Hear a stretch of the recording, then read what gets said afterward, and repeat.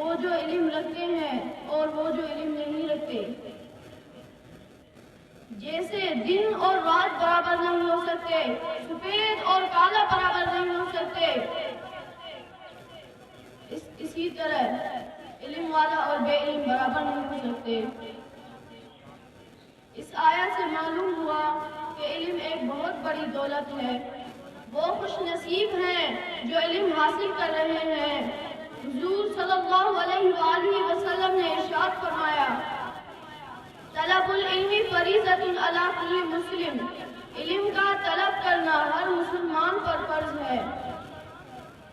حضور صلی اللہ علیہ وآلہ وسلم نے ارشاد فرمایا، من یرید اللہ بہ خیرا یفقہہ فی الدین. جس سے اللہ بھلائی کا ارادہ کرتا ہے اسے دین میں سمجھ عطا فرماتا ہے.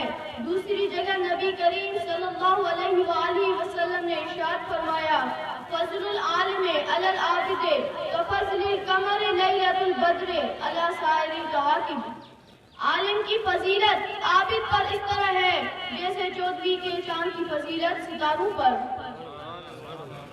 ان احادیث سے معلوم ہوا کہ علماء کرام کی فضیلت دنیا میں بھی بلند ترین ہے اور آخرت میں بھی بلند ترین ہے.